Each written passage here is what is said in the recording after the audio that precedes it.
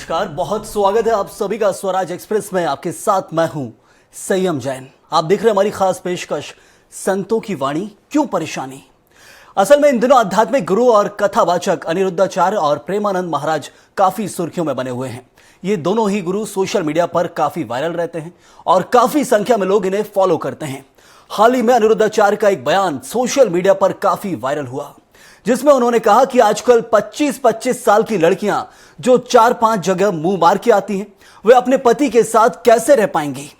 तो वहीं तरफ इन बयान को लेकर सवाल भी उठने लगे हैं, क्योंकि अब लड़कियां लाते हैं 25 साल की। अब 25 साल की लड़की 4 जगह वो मुंह मार चुकी होती है, सब नहीं पर बहुत। और वो 25 साल की जब तक आती है तो पूरी जवान होके आती है। जब जवान होके आएगी तो स्वाभाविक है कि वो अपनी जवानी कहीं ना कहीं तो वो उसकी जवानी फिसल जाएगी या जाएगी। जैसे कि अभी एक लड़के के संग हनीमून मनाने गई, परंतु वो किसी और के साथ वो रह चुकी थी, उसके साथ चक्कर था। वो ड्रमवाला केस अभी पुराना हुआ नहीं ज्यादा। तो देखा आपने, एक तरफ जो बयान आपने सुना है कथावाचक अनिरुद्धाचार्य का, इसको लेकर जहां एक तरफ बवाल भी मचा हुआ है, तो वहीं अनिरुद्धाचार्य कथावाचक, इसके बाद कुछ लोगों ने प्रेमानंद महाराज का भी एक वीडियो ढूंढ निकाला है, जिसमें उन्होंने कहा कि 100 में से सिर्फ 2 से 4 लड़कियां ही पवित्र होती हैं। प्रेमानंद महाराज ने अपने एक प्रवचन के दौरान कहा था कि एक लड़के से ब्रेकअप, दूसरे से व्यवहार, फिर दूसरे से ब्रेकअप और फिर तीसरे से व्यवहार, और व्यवहार बन जाता है व्यभिचार। जब जुबान को 4 होटल का भोजन खाने की आदत पड़ गई है तो उसे घर की रसोई का खाना अच्छा नहीं लगेगा। ये कहना था प्रेमानंद महाराज का। बहू मिल अच्छे आएंगे कैसे, अच्छे आएंगे कैसे? आजकल बच्चों और बच्चियों के चरित्र पवित्र नहीं है तो अच्छे कैसे आएंगे? हमारी माताओं बहनों के पहले रहन सहन देखो। बूढ़ी, हम अपने गांव की बता रहे हैं, बूढ़ी थी पर इतने से नीचे इतना। और आज बच्चे बच्चियां कैसी पोशाकें पहन रहे हैं, कैसे आचरण कर रहे हैं। एक लड़के से ब्रेकअप, दूसरे से व्यवहार, फिर दूसरे से ब्रेकअप, फिर तीसरे से व्यवहार, और व्यवहार व्यभिचार में परिवर्तित हो रहा है। कैसे शुद्ध होगा? मान लो हमें 4 होटल के भोजन खाने की जबान में आदत पड़ गई है तो घर की रसोई का भोजन अच्छा नहीं लगेगा। जब 4 पुरुष से मिलने की आदत पड़ गई है तो एक पति को स्वीकार करने की हिम्मत उसमें नहीं रह जाएगी। ऐसे ही जब 4 लड़कियों से व्यभिचार करता है तो वो अपनी पत्नी से संतुष्ट नहीं रहेगा, उसे 4 से व्यभिचार करना पड़ेगा क्योंकि उसने आदत बना ली है।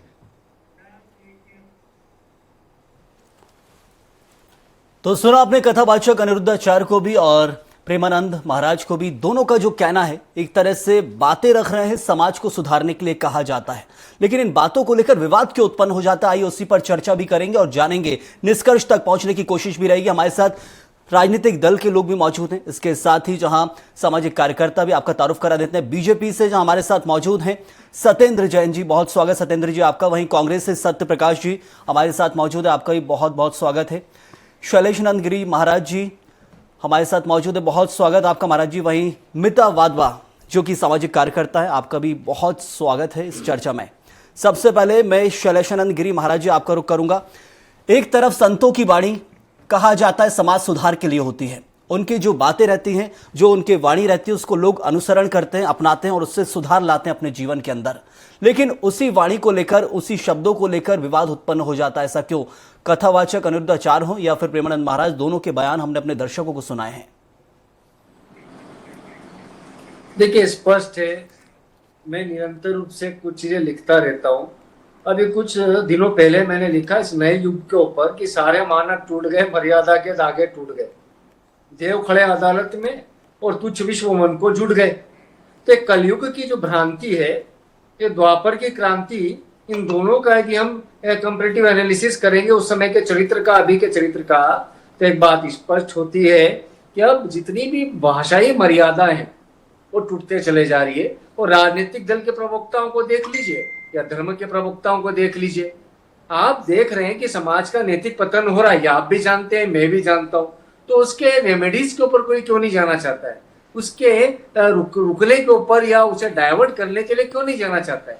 महाराज जी, जो प्रेम बयान एक आया है नेशन दोनों की- संतों का, कहा जाए एक तरफ कथावाचक अनिरुद्धाचार्य जी का हो या प्रेमानंद महाराज का, जो समाज सुधार की बात की, दोनों बयानों से क्या आप एक तरफ संतुष्ट हैं कि हाँ ये सही है, या फिर कहने का जो तरीका होता है, क्योंकि महाराज जो कह रहते हैं वो अपने स्टाइल अपने तरीके से कहते हैं, बात हमेशा समाज सुधार के नहीं। लिए, लोग इसलिए उनको फॉलो करते हैं, लेकिन क्या तरीके को लेकर आपत्ति रहती है लोगों को?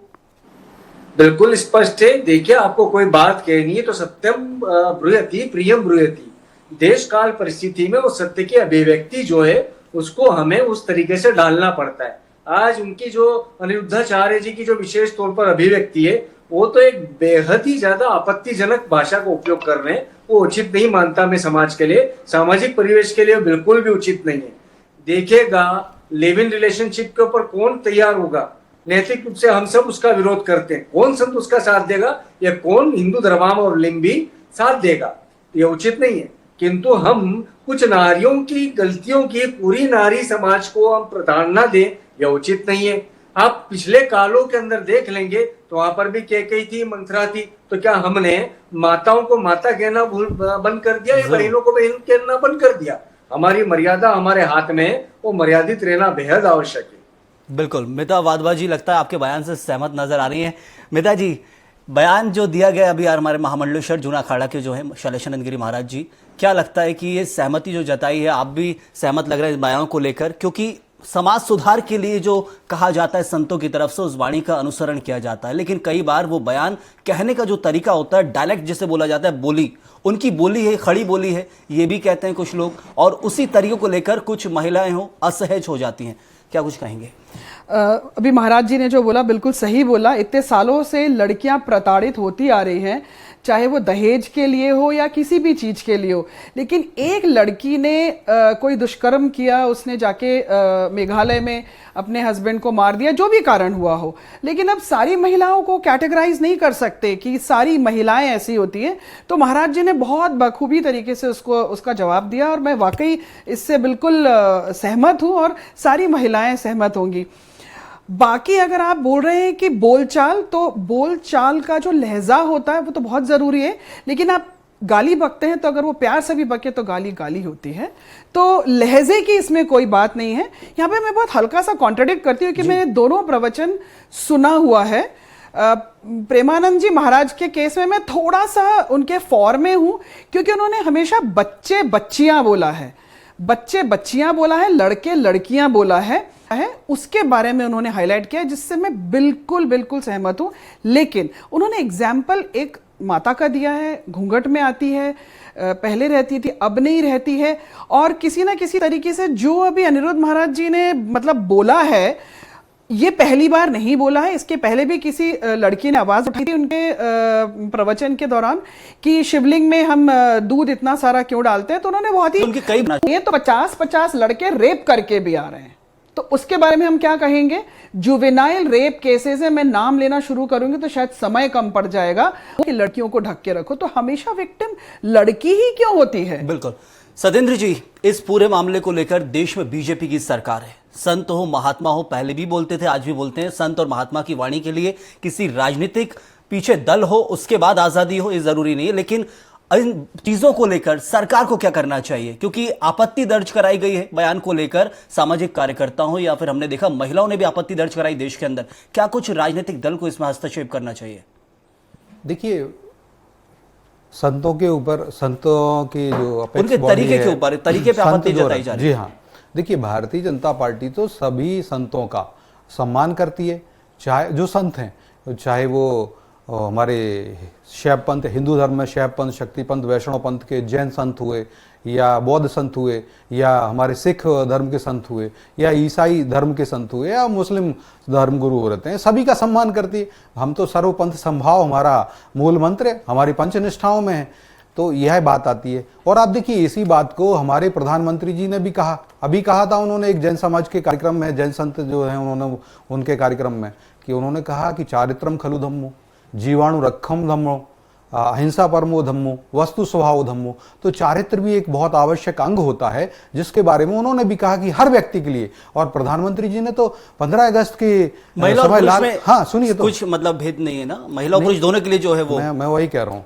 15 अगस्त के लाल किले की प्राचीर से भी कहा था उन्होंने कि बेटी की पूछते हैं, आप बेटे का भी पूछिए कि आपका बेटा बेटे इतनी देर से क्यों आए हो। तो हमारे यहाँ हमने सभी के लिए हमने रखा है। और मुझे लगता है कि जो संत होते हैं, संत समाज में अपेक्स होते हैं, समाज सुधारक होते हैं। और लेकिन कांग्रेस की वाणी जो है कर्कश हो जाती है, कांग्रेस में असम्मान झलकने लगता है। आप देखिए, अभी कुछ समय पूर्व की बात है, जब जैन मुनि हैं विनम्र सागर जी महाराज, बड़ा आहत हुआ था, पूरा जैन समाज आहत हुआ, दूसरा समाज भी, सभी संत समाज आहत हुआ था।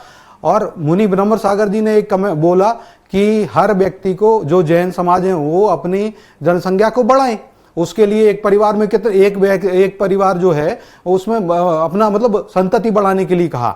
और इसी प्रकार से बाबा बागेश्वर जी ने भी कहा कि संतति बढ़ाइए, तो इसमें कोई गलत नहीं था। लेकिन कांग्रेस में मुकेश नायक जी मीडिया प्रभारी हैं, उनको दर्द हो गया था, आपको याद होगा। वो कहने लगे कि ये जो संत होते हैं वीतरागी मार्ग पे चलते हैं, तो ये भोग मार्ग की बात क्यों कर रहे हैं, योग मार्ग की बात, योगी हैं वो तो भोगी। तो इसमें संयम जी ये बात आती है कि कांग्रेस चाहती है कि आप समाज सुधारक मत बनो, संतों को भी संहिताएं सिखाने लगती है। और बिल्कुल गलत बात थी, संत समाज में हैं, लेकिन समाज के अंदर अगर कोई कुरीति है, कोई बुराई है, तो संत उसको लेके आते हैं। और संत अगर अपनी कम्युनिटी के लिए बोलते हैं कि आप अपनी जनसंख्या बढ़ाइए, कोई गलत नहीं बोलते हैं, मुझे लगता है। लेकिन कांग्रेस ने कभी माफी नहीं मांगी। सत्यप्रकाश नायक जी ने कहा लेकर क्या जो बयान दिए गए और जैन समाज का अपमान किया था। जरूर संतों की तरफ से जो बयान दिए गए, चाहे कथावाचक अनिरुद्धाचार्य हो या फिर प्रेमानंद महाराज हो, दोनों बयान जो कहा जा रहा है कि समाज के लिए है, समाज के सुधार के लिए है, क्या तरीके को लेकर कांग्रेस को कोई आपत्ति या किसी बात को लेकर कोई आपत्ति कांग्रेस को?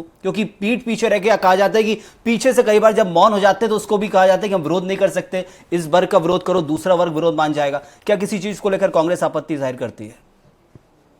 सैम जी देखिए, ये जो मुद्दा है ये कोई राजनीतिक मुद्दा नहीं है।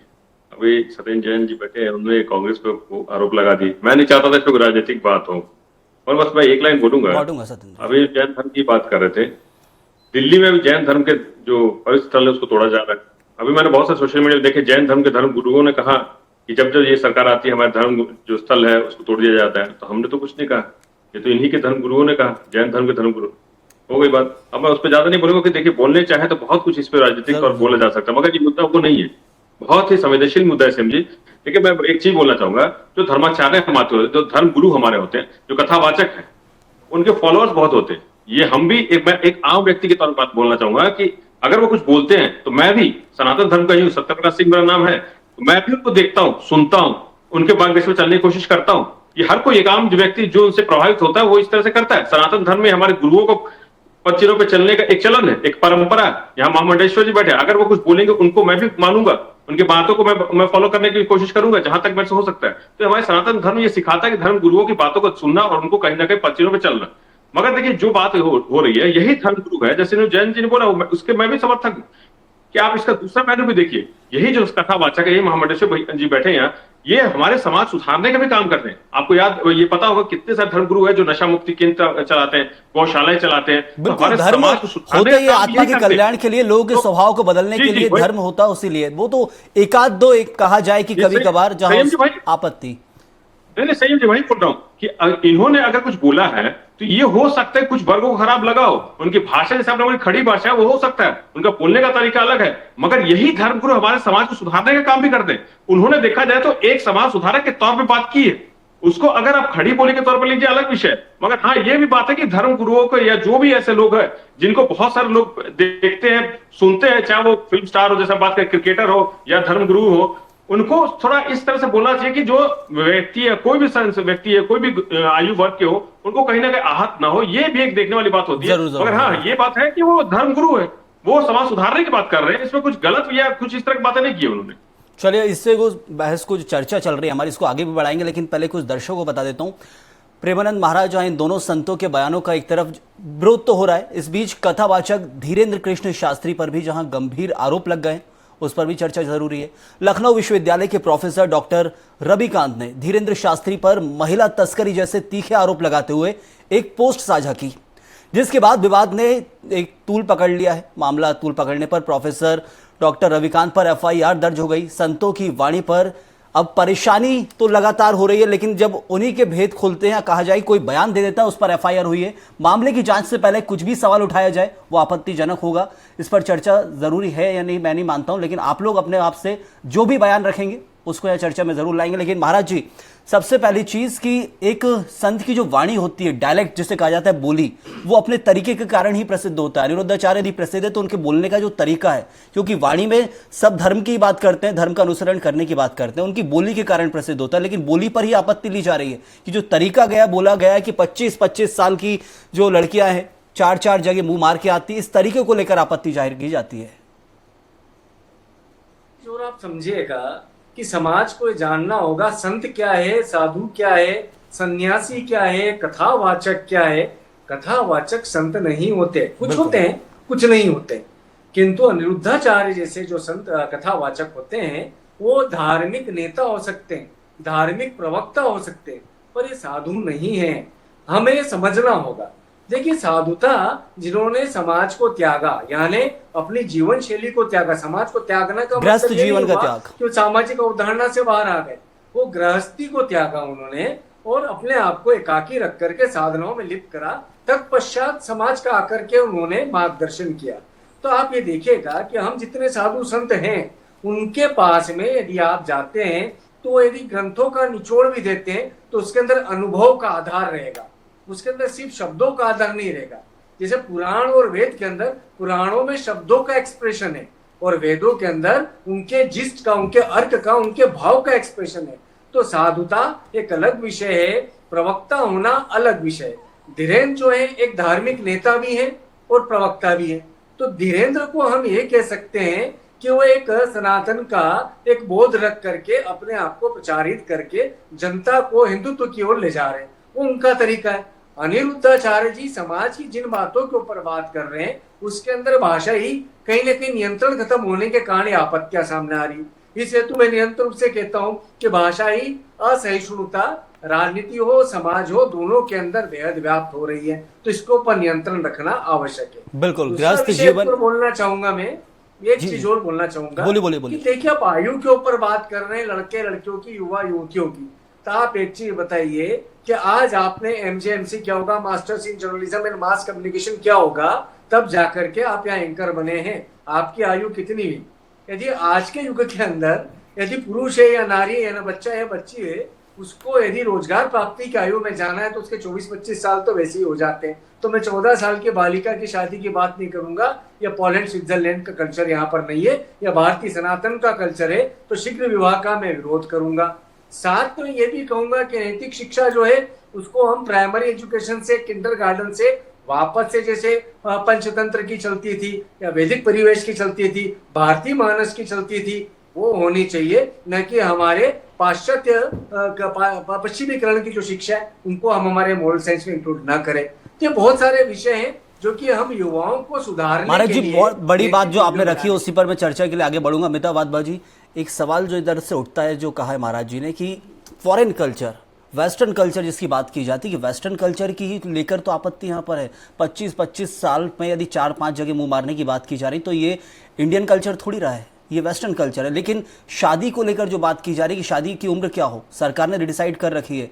घर में माता पिता का काम है संस्कार देने का, लेकिन संस्कार के बाद वो जिस माहौल में पल रहे हैं, बढ़ रहे हैं, क्योंकि घर में जितनी देर रहेंगे उतने समय बाहर भी रहेंगे, 12 घंटे घर हैं, 12 घंटे बाहर हैं। अब गलत चीज़ है, गलत चीज़ अट्रैक्ट ज़्यादा जल्दी करती है। क्या कुछ इसको लेकर? देखिए, अभी महामंडलेश्वर जी ने इतने अच्छी जो बातें करी है, मतलब मुश्किल से मैंने उनको 5-7 मिनट सुना होगा और मैं चाहूंगी आगे भी सुनना। तो ये क्या होता है कि कनेक्ट बैठाना। अगर आप बोल रहे हैं पाश्चात्य की, मुझे नहीं पता कि मतलब ये डिफरेंस हम एज एन इंडिविजुअल क्यों नहीं कर पाते। बेटा जी, जो गलत चीज है वो तो जल्दी आ जाती है और जो अच्छी चीज है वहां से 23 साल बाहर रहकर आई हूँ। आज मैं यहाँ पे एक सोशल वर्कर हूँ 8 साल से। तो इसका मतलब ये नहीं है कि जो मुझे संस्कार मिले उसे मैं पाश्चात्य बन के इधर आई हूँ। बिल्कुल ठीक है। तो ये क्या होता है जो उन्होंने कहा कि परिवार, इसमें मैं कहूंगी कि साधु संत किसी का काम नहीं है, ये परिवार का काम है। हमने न्यूक्लियर फैमिली शुरू कर दी है। मदर्स को मी टाइम चाहिए, फादर्स को ऑफिस टाइम चाहिए। बच्चे के लिए कोई टाइम बचा नहीं है। बच्चा मिसगाइड हो रहा है, मोबाइल फोन कारण है। हम इन पे क्यों नहीं काम करते हैं? हम इन पे क्यों नहीं काम करते? हम काम कर रहे हैं कि गलत चीजों पे। दूसरी चीज, क्या आसाराम जी बापू के जाने के बाद सारे गुरु और सभी रेपिस्ट हो गए? क्या नहीं हुए ना। उसी तरीके से एक सोनम के मारने से सभी महिलाएं खराब नहीं हो गई हैं। ठीक है, तो मैं ये चाहूंगी कि हमारा जो कोर है, हमारा परिवार है, जो हमारे भारतीय संस्कृति है, हम लोग सब जॉइंट फैमिली से हैं, हमारे परिवार के वैल्यूज पे काम किया जाए, ना कि धर्म के तहत पॉलिटिकल चीजों को हम, मतलब मैं बिल्कुल ना मैं कांग्रेस की तरफ हूं ना बीजेपी। मैं एक सोशल एक्टिविस्ट हूं और मैं बाहर रहकर आई हूं और मैं वापस भोपाल आई हूं, मैं वापस दिल्ली और बॉम्बे भी नहीं रुकी हूं। तो ये आपके परिवार के संस्कार हैं, आपके परिवार के बारे में बताते हैं। संगति सब में रहे, लेकिन संस्कारों पर हावी नहीं होने बिल्कुल नहीं हावी होने देना चाहिए, चाहिए। बिल्कुल नहीं। जरूर सत्येंद्र जी, संस्कार को लेकर बात की जाती है तो परिवार अपना काम करता है, संत समाज अपना काम करता है, सरकार का भी एक बहुत बड़ा कर्तव्य होता है कि जब लगे कि समाज की हानि हो रही है तो उसको लेकर सरकार को नियम परिवर्तन करना पड़ता है। क्या कुछ राजनीतिक दल का इसमें सोचना है? बीजेपी का क्या सोचना है इस पूरे मामले को लेकर? जो संतों की वाणी है उस पर जनता को परेशानी नहीं, कुछ विशेष लोगों को परेशानी यदि लेते हैं तो उस पर राजनीतिक दल क्या सिर्फ एक किनारे बैठेगा या कुछ हस्तक्षेप करेगा?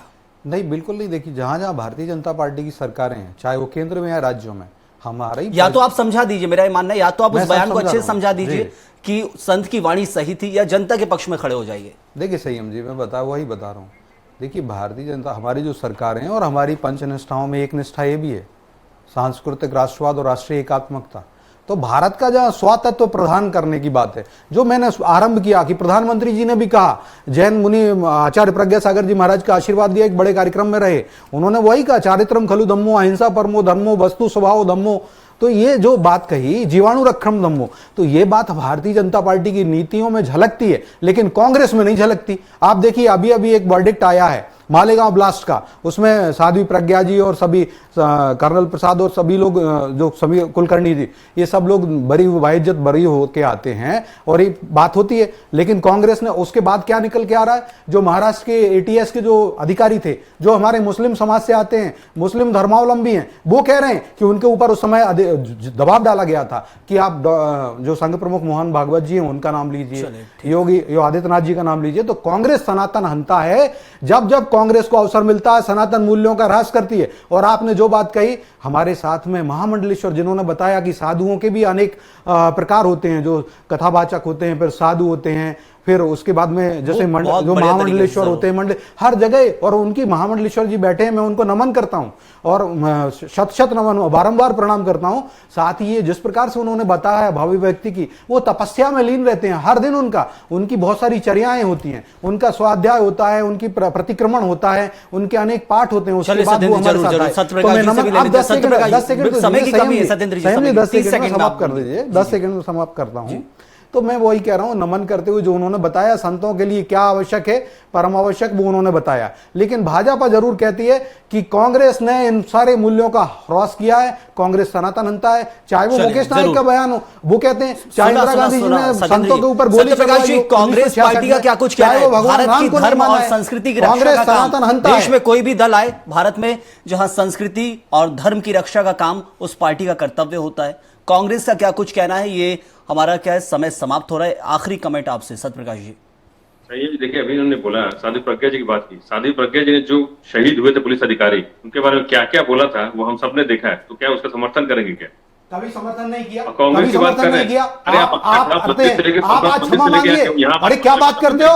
वो महाराज भटक जाएगा सत्येंद्र, संतों की वाणी का मुद्दा है, उसके ऊपर एक दिन अलग से बहस करेंगे। बहुत कुछ कहने को है। राम को नहीं मानते सत्यप्रकाश,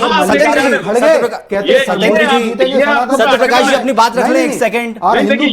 हिंदू आप बोले सत्येंद्र जी, एक आखिरी कमेंट, समय समाप्त है। सत्येंद्र जी बात तो सुनिए आप। उनको गुलाम गुलाम के नामों पर कब मैंने अत्याचार किए, दुनिया को हिंदू, फिर वही कहने को हो जाएगा कि उन्हें बोलने नहीं दिया गया।